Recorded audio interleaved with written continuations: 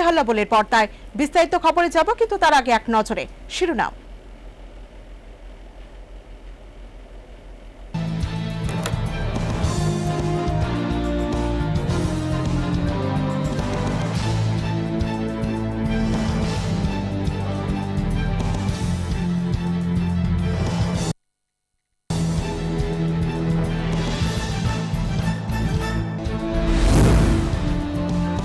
বেআইনিভাবে এডিসি ক্ষমতা দখল করার লক্ষ্যে মরিয়া প্রয়াস চালাচ্ছে বিজেপি আইপিএফটি দল। 7 দফা দাবিতে 7 দিনব্যাপী বিক্ষোভ কর্মসূচিতে অংশ নিয়ে গুরুতর অভিযোগ প্রাক্তন সাংসদ জিতেন্দ্র চৌধুরী।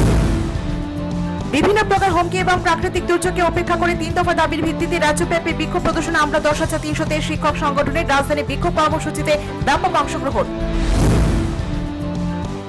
করোনা বিধি নিষেধের কবলে স্থগিত রাজ্যের বিভিন্ন স্থানে রথের মেলা ও রথযাত্রা উৎসব সংক্ষিপ্ত আকারে সম্পন্ন। ধর্মীয় আচার অনুষ্ঠান।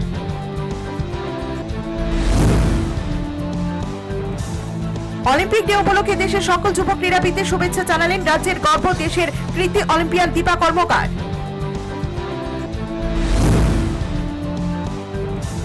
দেশজুড়ে প্রতিদিন করোনার সংক্রমণ বৃদ্ধির সাথে সাথে বাড়ছে পেট্রোপণ্যের মূল্য বৃদ্ধি। প্রতিবাদে পেট্রোলহীন বাইক ঠেলে রাজধানীতে বিক্ষোভ প্রদর্শন ডিওয়াইএফআই।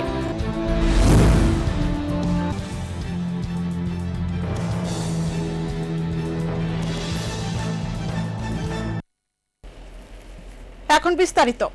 হাল্লা বলের কর্ণধার প্রশান্ত ভট্টাচার্যের উপর ব্যক্তিগত প্রতিহিংসা চরিতার্থ করতে 7 জুন কংগ্রেস ভবনে সাংবাদিক সম্মেলনে প্রদেশ কংগ্রেসের কামচালো সভাপতি পীযূষ কান্তি বিশ্বাস প্রশান্ত ভট্টাচার্য সম্পর্কে মানহানিকর বক্তব্য রেখেছেন।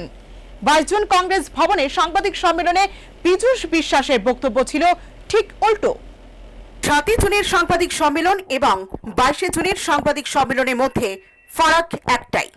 7 জুন কামচালো সভাপতি বলেছেন প্রশান্ত ভট্টাচার্য বিজেপির এজেন্ট, আর 22 কামচালো সভাপতি পীযূষ কান্তি বলেছেন প্রশান্ত ভট্টাচার্য কংগ্রেসের আদর্শে বিশ্বাসী ও সমর্থক, তাই এআইসিসির নমিনেশন দিয়েছে। তাহলে কোনটা সত্যি, নাকি দিল্লির দাবরানি খেয়ে ভিড়মে খেয়েছেন?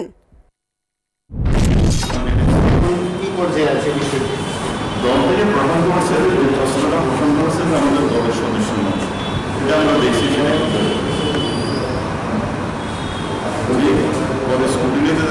আমাদের দলের প্রথম সদস্য ছিলেন না, তখন তো সুরজ করেছে বহিষ্কার করে আগে বহিষ্কার করা হয়েছিল। বহিষ্কার কখনো করেন আমাদের রিজলিউশন আমরা প্রক্রিয়া সমস্ত প্রদেশ কংগ্রেস কমিটি ডিসাইড করেছে প্রশান্ত ভট্টাচার্যকে বহিষ্কার করা হয়েছে এবং সেই জন্য পদক্ষেপ নেওয়ার জন্য বহিষ্কার করা উচিত এবং তার জন্য প্রেসিডেন্ট বহিষ্কার করতে গেলে সাংগঠনিক নিয়ম আছে। এটা প্রদেশ কংগ্রেস ডিসিশন নিয়েছিল তাকে বহিষ্কার করার সিদ্ধান্ত নিয়েছিল, কিন্তু বহিষ্কার করতে গেলে আপনার কতগুলি পদক্ষেপ নিতে হবে। সেই প্রসিডিউরগুলি যেমন আমাদের সংবিধানে আপনি আপনার অপরাধ সাময়িকভাবে আমার মনোযোগের প্রমাণিত, আমি আপনাকে শোকজ করতে আপনার শোকজ করে আপনার নির্ণয় কনসিডার, কিন্তু এখানে যেটাই আমরা দেখছি যেটা পরবর্তীকালে রেকর্ড থেকে দেখা মেম্বার প্রাইমারি মেম্বার কংগ্রেসের তো নমিনেশন তারা যাতে কোনো প্রাইমারি মেম্বার কিন্তু যে কথাটা বলা হচ্ছে যে সাসপেন্ড হয়ে গেছে লোকটাকে সাসপেন্ড করার ডিসিশনটা প্রদেশ কংগ্রেসে, কিন্তু এটার জন্য পদক্ষেপ নেওয়ার জন্য সভাপতিকে দায়িত্ব সভাপতি কেন গো beyond the constitution. I have to proceed in accordance with ওনার কোনো প্রাথমিক মেম্বারশিপও নেই, প্রাথমিক মেম্বারশিপ প্রাথমিক মেম্বার নেই, কংগ্রেসের প্রার্থী ছিল প্লাস সমর্থক হতে পারেন বা সবাই সমর্থন না হলে দেবে কেন সমর্থন না হলে কংগ্রেসের সমর্থক কংগ্রেসের ইডিওলজিতে বিশ্বাস করে এটা না বলতে তো কেউ কংগ্রেসের কেন্দ্রিত হবে, তো সদস্যরা হলে আরেক জিনিস।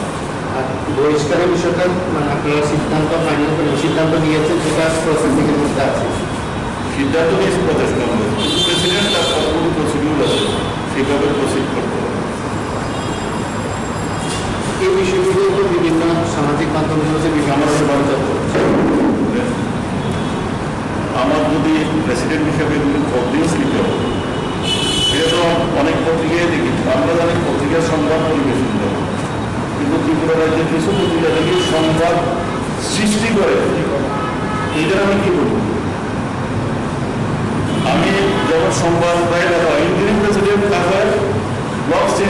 রাখার জন্য আবার ইন্টারিম প্রেসিডেন্ট কাউকে অ্যাপয়েন্টমেন্ট দিলে আবার সরিয়ে দিল, দিল্লি হাইকোর্টের পারমিশন না নিয়ে অ্যাপয়েন্ট দিতে পারবে। কে এই কথাটা কে বলেছে? আজ পর্যন্ত পত্রিকাগুলিকে কে বলেছে যে ইন্টারিম প্রেসিডেন্ট হিসাবে আমাকে কি এখানে শেয়ার দেওয়ার জন্য ভোট ছেড়ে গেছে যে ইন্টারিম প্রেসিডেন্ট কোন সন্তান? আমি সর্ববৃহৎ সিদ্ধান্ত নিতে পারি পত্রিকাগুলি সংবাদ ক্রিয়েট করে, সংবাদ আমি তো প্রেসিডেন্ট আমাকে যখন অ্যাডাম করে সবাই জানেন আমার স্টেট থেকে আমি জানতাম আমাদের অ্যাডাম, কিন্তু করার পরে তো আমার 5 বছর দিন লেখা হচ্ছে 15 দিনের মধ্যে কিন্তু বিশ্বাস করছে এ না হয়ে তারা নাম দিয়ে পত্রিকা লিখতে আবার এখন আমাদের যখন প্রেসিডেন্ট বানাতে তারপরে এটা ইন্টারিম ম্যাডাম 15 দিনের জন্য 1 মাসের জন্য এটা কতবার করেছি আমি। একটা দুটো পত্রিকা কন্টিনিউয়াস করলেন, আবার এর মধ্যে সংবাদ বেরিয়েছে যে 15 দিনের মধ্যেই নতুন সভাপতি হচ্ছে, আর যেদিন পত্রিকা নিয়োগ করেছে তারপর আজকে শুভদিন হয়ে গেছে। এরপরে তো বলবেন 1 মাসের মধ্যে। এগুলি আমার দলের কেউ কেউ ভুল করে না। As a president, I can take the cognizance of all this nonsense news. These are all nonsense news. আমাদের অ্যাপয়েন্টমেন্ট যতদিন কোনো পত্রিকা যদি মনে করে যে আমি অ্যাপয়েন্টমেন্ট দেবো, আমি ঠিক করে দেবো, আমার লেখা বলে মুখের সঙ্গে বাঁচা কোনো পত্রিকা এটা একমাত্র কংগ্রেস সম্পর্কে যদি সবসময় পত্রিকা যদি লেখা শুধু আজকে সিপিএম সম্পর্কে বলো, বিজেপি সম্পর্কে বলো, এই এদের দুইটা পত্রিকা দেখলে মনে হয় এদের সঙ্গে শুনিয়ার দেখবেন যে প্রতিদিন সন্ধ্যার সময় একটা কথা বলে। আমার মনে হয় পত্রিকা দেখলে আমার মানুষ মনে হয় আজকেও তো শুনিয়াদের সঙ্গে এই পত্রিকার সম্পাদকের সঙ্গে বা নিয়ন্ত্রণের সঙ্গে কথা বলে। প্রশান্ত ভট্টাচার্য যদি কংগ্রেসের মেম্বার না হয়ে থাকেন তাহলে 16 সেপ্টেম্বর 2019 তারিখে দিল্লিতে এআইসিসি অফিসে সর্বভারতীয় কংগ্রেসের সাধারণ সম্পাদক ফেলিরুচির চেম্বারে এআইসিসির সম্পাদক ভূপেন বোরার উপস্থিতিতে প্রশান্ত ভট্টাচার্যকে প্রদেশ কংগ্রেসের মিডিয়া ইনচার্জ হিসেবে নাম প্রস্তাবে স্বাক্ষর করে কিভাবে কংগ্রেস সভানেত্রী সোনিয়া গান্ধীর কাছে পাঠানো হয়েছিল অনুমোদনের জন্য। কংগ্রেস ভবনে কান পাতলে শোনা যায় পীযূষ বাবু সত্য গোপন করছেন। বীরজিৎ সিং এর অপসারণের পর থেকে এখন পর্যন্ত প্রদেশ কংগ্রেসের কোনো কমিটি গঠিত হয়নি। তারপরও প্রদেশ কংগ্রেসের স্বঘোষিত নেতাদের নিয়ে নিজের সিদ্ধান্তকে প্রদেশ কংগ্রেসের সিদ্ধান্ত বলে সংবাদ মাধ্যমের সাথে প্রতারণা করছেন। এ ব্যাপারে দলের সিনিয়র নেতারা দিল্লিতে অভিযোগ দায়ের করেন। কিভাবে এআইসিসির দুজন বাঘা বাঘা নেতা প্রশান্ত ভট্টাচার্যকে প্রদেশ কংগ্রেসের মিডিয়া ইনচার্জ হিসেবে প্রস্তাবে স্বাক্ষর করলেন কামচালো সভাপতি পীযূষ কান্তির উপস্থিতিতে। সবকিছু জানা থাকা সত্ত্বেও পীযূষ কান্তির সাংবাদিক সম্মেলনে মিথ্যা তথ্য দিয়েছেন প্রশান্ত ভট্টাচার্য সম্পর্কে। রাজনৈতিক প্রতিহিংসা চরিতার্থ করতে কি কামচালো সভাপতি পীযূষ কান্তি বিশ্বাস প্রশান্ত ভট্টাচার্যের মতো একজন বিশিষ্ট সংবাদ মাধ্যমের কর্ণধারকে হেয় প্রতিপন্ন করতে মিথ্যার বেসাতি করছেন? ব্যুরো রিপোর্ট, হাল্লা বল। বিজেপি দলের অন্যতম প্রতিষ্ঠাতা ডক্টর শ্যামা প্রসাদ মুখার্জির বলিদান দিবস উপলক্ষে মঙ্গলবার এজিএমসি তথা জিবি হাসপাতালে ব্লাড ব্যাংকে রক্তদান শিবিরের আয়োজন করে তপশিলি জাতি মোর্চা এবং 6 আগরতলা মন্ডল কমিটি। শিবিরের উদ্বোধন করেন যুব নেতা টিঙ্কু রায়। যেই আমরা একটা কর্মসূচি নিয়েছি ডক্টর শ্যামাপ্রসাদ মুখার্জির বলিদান থেকে ওনার জন্মদিন পর্যন্ত যে 15 দিন এই সময়কাল, এই পক্ষকালে আমরা গোটা রাজ্যব্যাপী আমাদের ভারতীয় জনতা পার্টির শাখা সংগঠনগুলো এবং ভারতীয় জনতা পার্টির আমাদের মূল সংগঠনের সবাই আমরা রক্তদান করব, এর একটা প্রতিজ্ঞা নিয়েছি আজকের সকালবেলা আমরা। তো সেই লক্ষ্যে আজ রাজ্যের বিভিন্ন প্রান্তে আজ রক্তদান হচ্ছে। আমরা চাই রক্ত নিয়ে যেন রাজনীতি না হয়। আমরা দেখছি কিছুদিন ধরে বিভিন্ন রাজনৈতিক দল এটাকে নিয়েও রাজনীতিকরণ করা হচ্ছে। আমরা চাই না রক্ত নিয়ে রাজনীতি হোক। এটা মানুষের একটা কি বলবো, মানুষ বাঁচার জন্য রক্ত দেওয়া হয়। তো এখানে এই রক্তটাকে নিয়ে যেন রাজনীতি না হয়, এটা আমার একটা অনুরোধ থাকবে সবার কাছে, আমরা যেন এগুলো রাজনীতি না করি। আর ব্যুরো রিপোর্ট, হাল্লা বল।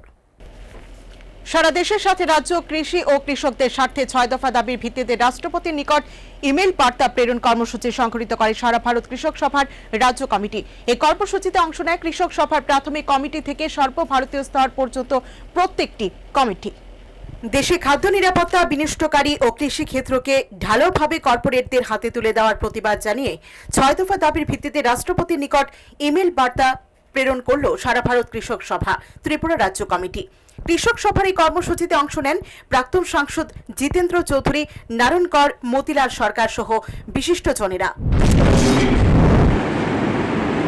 সর্বভারতীয় রাজ্য স্তরে, জেলা স্তরে, মহকুমা স্তরে এবং প্রাথমিক কমিটি থেকে আমরা মাননীয় রাষ্ট্রপতির নজরে নিয়ে আসার জন্য এই ইমেল আমরা পাঠাচ্ছি এবং তার কপি আমরা সেখানে পাঠাচ্ছি আমাদের মাননীয় প্রধানমন্ত্রীর কাছে, যে তিনিও জানুন যে আমরা তাদের যে এই এই কার্যকলাপ যার ফলে কৃষক এবং কৃষি আজকে এই দুর্দশা হয়েছে এবং তার সাথে যে আমাদের দেশের যে কৃষিমন্ত্রী নরেন্দ্র সিং তোমর, তিনি আবার আরডি নমন দপ্তরের মন্ত্রীও, তার কাছে পাঠাচ্ছি এবং তার কপি আমাদের রাজ্যে মাননীয় মুখ্যমন্ত্রীর কাছে,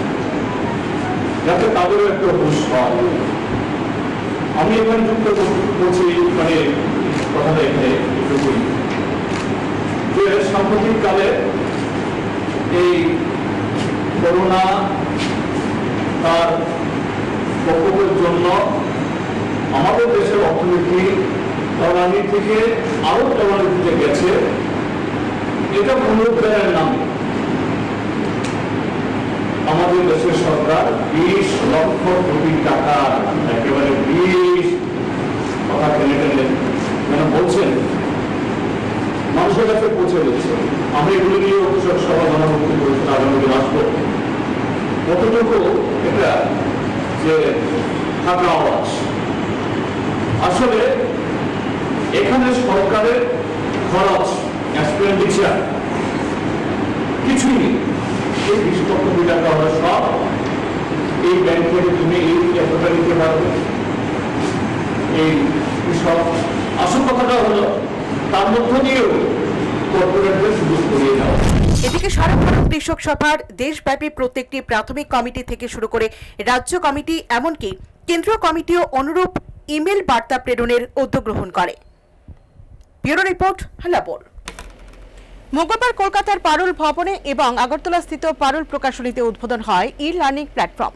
রথযাত্রার পূর্ণ লগ্নে আয়োজিত এই শুভ উদ্যোগকে ঘিরে ব্যাপক উৎসাহ।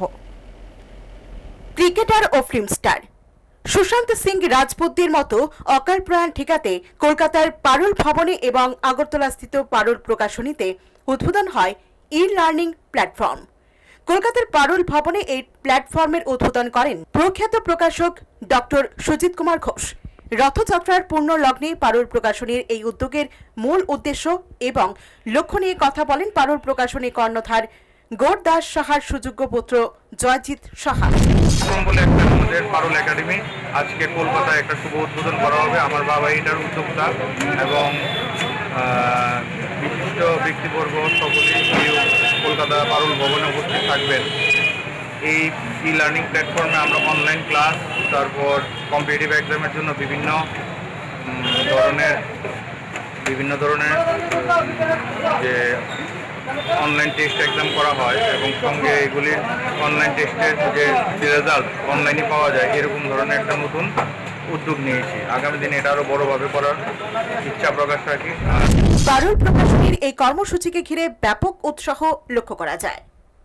Bureau report, হালাবোল।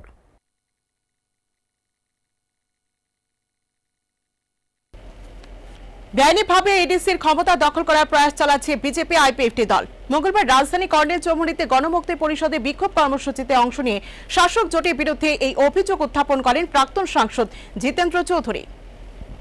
7 দফা দাবির ভিত্তিতে 17 জুন থেকে 23 জুন পর্যন্ত রাজ্যব্যাপী বিক্ষোভ কর্মসূচি সংগঠিত করে গণমুক্তি পরিষদ।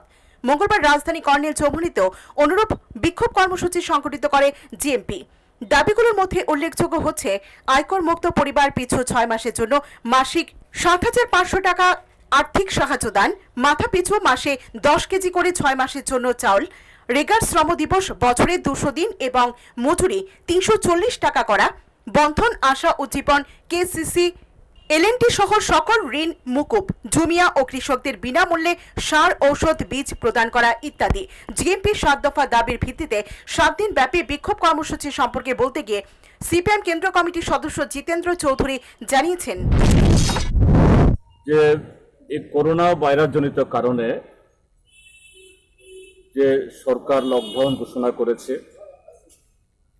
করোনা সংক্রমণ আটকাতে হবে, ঠিকই আছে, কিন্তু এতে দেশের জনগণের সাথে ত্রিপুরাজ্যের মধ্যেও তাদের খাওয়া পড়া, জীবন জীবিকা এটাকে বাঁচিয়ে রাখার জন্য সরকার যে উদ্যোগ গ্রহণ করেছে এটা অত্যন্ত প্রতুল।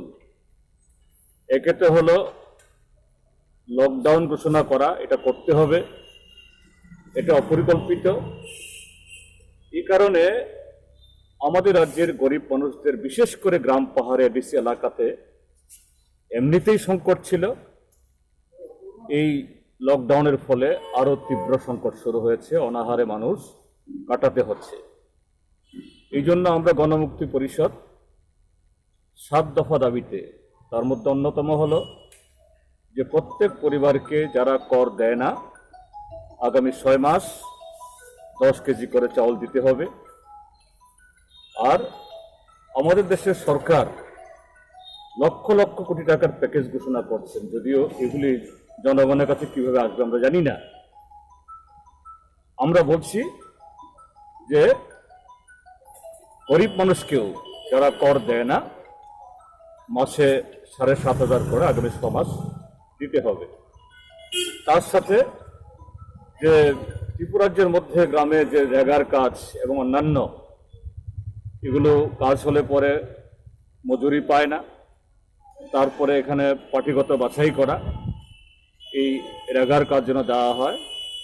আর এডিসি এলাকার মধ্যে এই যে এডিসি লকডাউনের কারণে হতে পারল না, এখন এটাকে কিভাবে বেআইনিভাবে দখল করা যায় উঠে পড়ে লেগেছে বিজেপি এবং আইপিএফ। বিভিন্ন জায়গাতে এরা একদম খুমলুং থেকে শুরু করে ভিলেজ কমিটিগুলি অবধি সেখানে পতাকা গাড়িয়ে তাদের মস্তান বাহিনীকে দাঁড় করাচ্ছে। অবৈধভাবে একটা এক্সট্রা পার্লামেন্টের শক্তি কিভাবে এই এডিসি এলাকার এই সুযোগ সুবিধা গ্রহণ করা যায়। আমরা এখানেও আমরা দাবি জানাচ্ছি ত্রিপুরাজ্যের যে গভর্নর, যার দায়িত্ব এখন আছে, তিনি এগুলি দেখুন এবং সুষ্ঠুভাবে এই সুযোগ সুবিধাগুলো যাতে গ্রামীণ মানুষ পায়, এরকম 7 দফা দাবিতে সারা ত্রিপুরাজ্যে শুরু হয়েছে। আমরা আপনারা লক্ষ্য করেছেন প্রচন্ড সাড়া পাওয়া যাচ্ছে। এদিন সামাজিক দূরত্ব বজায় রেখেই বিক্ষোভ প্রদর্শন করে জিএমপি। Bureau report, হালাবর।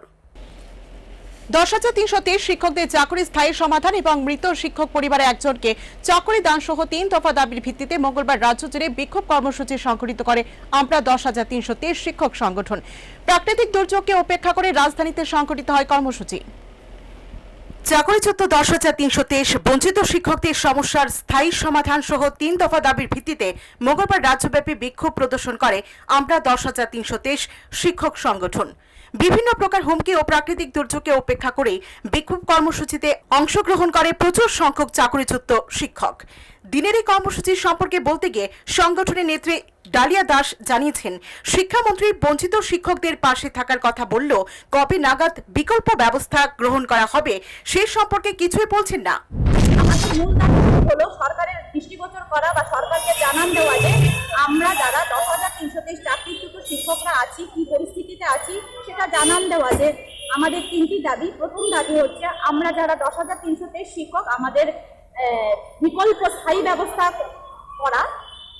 দ্বিতীয় হচ্ছে আমাদের মধ্যে যারা শিক্ষক মারা গেছেন 57 জনের মতো, ওনাদের পরিবারে একটি করে চাকরি প্রদান করা।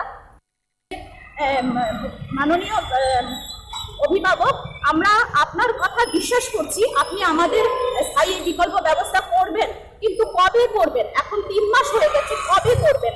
তার জন্য আমরা এখনো রাস্তায়, আমাদেরকে রাস্তায় যেন শিক্ষক, তো আমরা পড়াশোনা করে শিক্ষকতায় গেছি, তো আমাদের তো একটা সম্মান আছে। আমরা এই রাস্তায় আজকে বৃষ্টি ভিজে দাঁড়িয়ে আছি, আমাদের কি ভালো লাগে না? আপনাদের ভালো লাগে না? যারা রাজ্যবাসী আছে তাদের কি ভালো লাগে আমরা এই অবস্থা?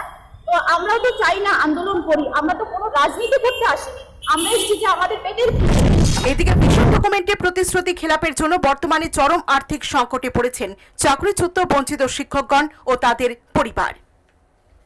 ব্যুরো রিপোর্ট, হাল্লা বল। প্রায় 3 বছর পূর্বে তিলাপুরার বিলাইহামে মোসাম্বিরে চারা লাগিয়ে লাভের মুখ দেখছেন স্থানীয় ফল চাষিরা। 19 হেক্টর জায়গা জুড়ে রয়েছে এই সুস্বাদু স্বাস্থ্যকর ফলের বাগান। খুশি স্থানীয় বেনিফিশিয়ারিরা।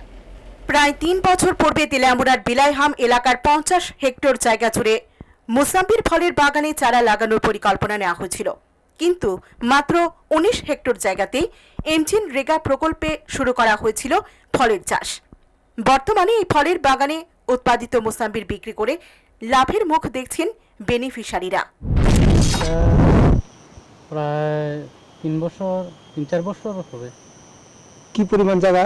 এটা আধা হেক্টর, 0.5 হেক্টর। বেনিফিশিয়ারির নাম কি? বেনিফিশিয়ারির নাম হচ্ছে সূর্যদেব বর্মা। উনি কি বাজারজাত করেছেন? হ্যাঁ, উনি আজকে 2-3 বছর ধরে ভালো পয়সা ইনকাম করে বাজার নিয়ে যায়।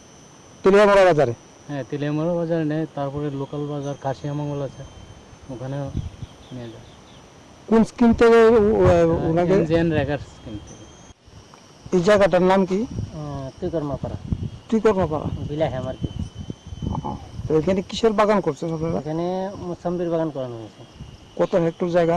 এখানে টোটাল ছিল 50 হেক্টর, তার ভিতরে চারা সেরকম না হওয়াতে টোটাল 19 হেক্টর করানো হয়েছে, আর এটা এইবার করানো হবে বাকি যেটা আছে। কয়জন বেনিফিশিয়ারি পেয়েছে? বেনিফিশিয়ারি এইবার করানো হয়েছে 9 জন বেনিফিশিয়ারি, 2 হেক্টর করে, আর 1 হেক্টর একজন, টোটাল 10 জন বেনিফিশিয়ারি। এদিকে চারার অভাবে বাকি 31 হেক্টর জায়গাতে এখনো পর্যন্ত চারা লাগানো হয়নি, ফলে এদিক দিয়ে ক্ষতিগ্রস্ত হয়েছে একাংশ বেনিফিশিয়ারিরা। ব্যুরো রিপোর্ট, হাল্লা বল। এবছর পিজি কোর্সে ভর্তির জয়েন্ট এন্ট্রান্স টেস্ট নেওয়া হবে না। তা সত্ত্বেও বিশ্ববিদ্যালয়ে 1000 টাকা, 400 টাকা এবং 500 টাকা করে ফি নেওয়া হচ্ছে।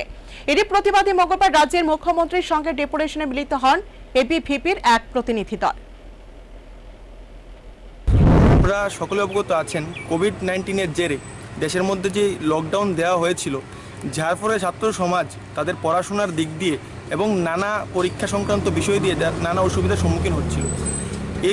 এই সংক্রান্ত বিষয়ে রাজ্যের মধ্যে একমাত্র অখিল ভারতীয় বিদ্যার্থী পরিষদ ছাত্র সংগঠন যে এই বিষয়গুলির সলিউশনের জন্য একটি সাজেশন সংক্রান্ত স্মারকলিপি রাজ্য সরকারের কাছে পেশ করে মাননীয় ডেপুটি সিএম এবং শিক্ষামন্ত্রীর কাছে স্মারকলিপি দিয়েছিল, এবং এই স্মারকলিপির একটা প্রতিলিপি নিয়ে আজ রাজ্যের মাননীয় মুখ্যমন্ত্রীর সাথে আমরা দেখা করব এবং এই বিষয়গুলি নিয়ে আমরা আলোচনা করব। এবং তাছাড়া ত্রিপুরা কেন্দ্রীয় বিশ্ববিদ্যালয়ের মধ্যে যে আপনারা সকলেই জানেন যে এবছর যে এন্ট্রান্স টেস্ট পিজি কোর্সের ভর্তি হওয়ার জন্য সেটা বাদ দেওয়া হয়েছে, এবং এই এন্ট্রান্স কোর্স বাদ দেওয়া সত্ত্বেও এবছর পিজির জন্য 800 টাকা, 1000 টাকা এবং 500 টাকা করে তাদের থেকে ফি নেওয়া হচ্ছে, যেটা কোনোভাবেই গ্রহণযোগ্য নয়। কারণ যে জায়গায় এক্সামিনেশন নেওয়া হবে না, তো সেই জায়গায় ফি এর কি দরকার?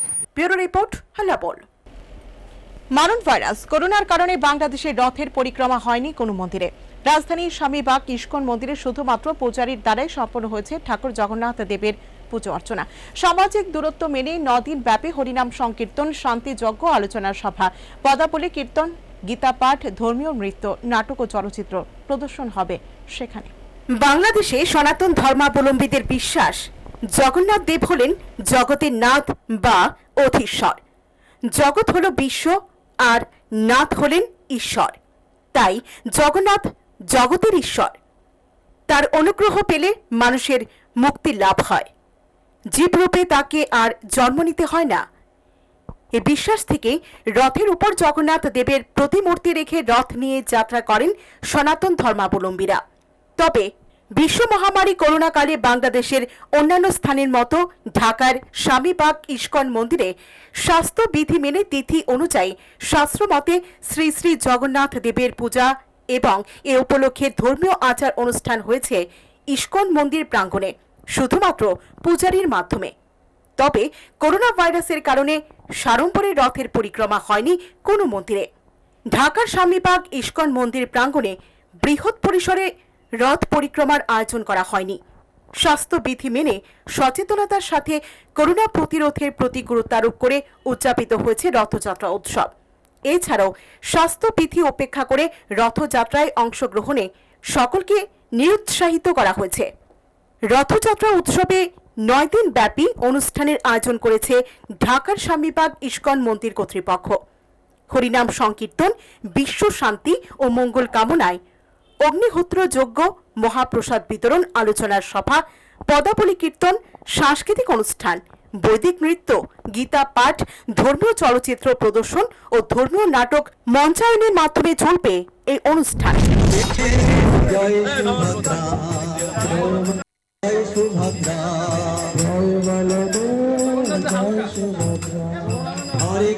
হরে কৃষ্ণ কৃষ্ণ কৃষ্ণ হরে হরে, হরে রাম রাম রাম হরে। ঢাকা থেকে হাবিবুর রহমানের রিপোর্ট, হ্যালো বল। কোভিড-19 সংক্রমণ বৃদ্ধির আশঙ্কায় রাজধানী ইস্কন মন্দিরেও স্থগিত রথের মেলা ও রথযাত্রা উৎসব। এদিন জগন্নাথ, বলরাম ও সুভদ্রাকে গাড়ি করে আনা হয় মন্দিরে। 7 দিন রাখার পর আবার গাড়ি করে নিয়ে যাওয়া হবে ঠাকুরের সেই বিগ্রহকে।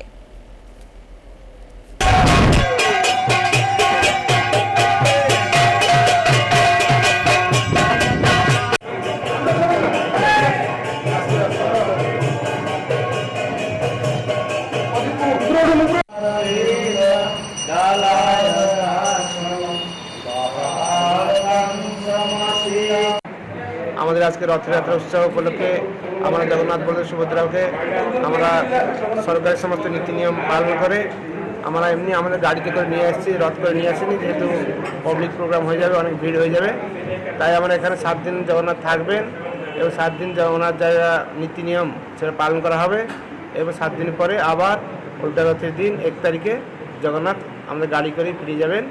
যেহেতু এই করোনার প্রকোপে আমরা রথ করতে পারিনি, রথের উদ্দেশ্যে আমরা সবাইকে বলছি সবাই অনলাইন দেখবেন, দর্শন করবেন, জগন্নাথের সেবা পূজা করতে পারবেন, কোনো অসুবিধা নেই। ঢাকা থেকে হাবিবুর রহমানের রিপোর্ট, হ্যালো বল। মঙ্গলবার সারা দেশের সাথে প্রদেশ বিজেপি কার্যালয়ে উদযাপিত হয় ডক্টর শ্যামাপ্রসাদ মুখার্জির 67তম বলিদান দিবস। দলীয় এই কর্মসূচিতে অংশ নিয়ে আজকের দিনটি বিজেপি দলের কাছে খুবই তাৎপর্যপূর্ণ দিন বলে জানিয়েছেন যুব মোর্চার রাজ্য সভাপতি টিঙ্কু রায়। আমরা রাজ্য কার্যালয়, বিজেপি রাজ্য কার্যালয় অফিস থেকে ডক্টর শ্যামাপ্রসাদ মুখার্জির 67তম বলিদান দিবসের শ্রদ্ধাঞ্জলি জ্ঞাপন করছি। আমাদের ভারতীয় জনতা পার্টির কার্যকর্তা যারা সারা দেশ ভরে রয়েছেন, সবার জন্য এই দিনটা গর্বের। এবারের বছরটা এই কারণে যে 66 বছর আমরা যার জন্য অপেক্ষায় ছিলাম, যে নিয়ে উনি বলিদান হয়েছেন, সেই 370 দ্বারা এই বছর বিলুপ্তি হয়েছে এবং এটা আমাদের ভারতীয় জনতা পার্টির কার্যকর্তাদের জন্য একটা বিশাল বড় পাওনা।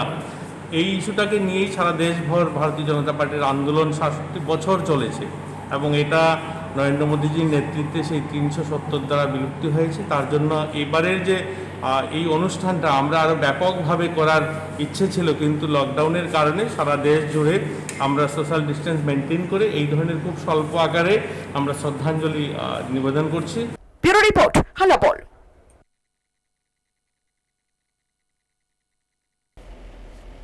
শেষ করার আগে আরো একবার শিরোনাম।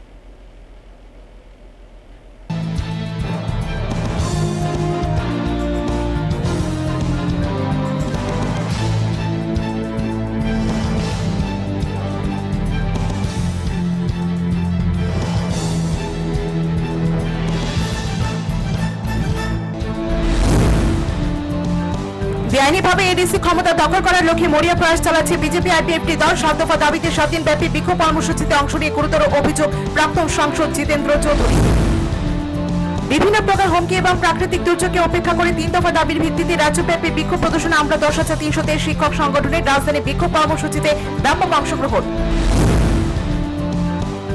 করোনা বিধি নিষেধের কবলে স্থগিত রাজ্যের বিভিন্ন স্থানে রথের মেলা ও রথযাত্রা উৎসব সংক্ষিপ্ত আকারে সম্পন্ন ধর্মীয় আচার অনুষ্ঠান।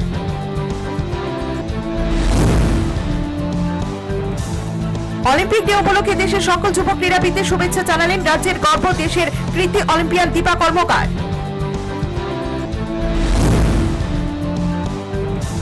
দেশজুড়ে প্রতিদিন করোনা সংক্রমণ বৃদ্ধির সাথে সাথে বাড়ছে পেট্রোপণ্যের মূল্য বৃদ্ধির প্রতিবাদে পেট্রোলহীন বাইক ঠেলে রাজধানীতে বিক্ষোভ প্রদর্শন ডিওয়াইএফআই।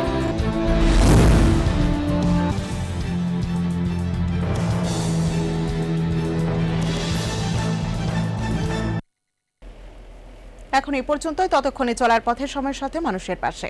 হ্যালো বল।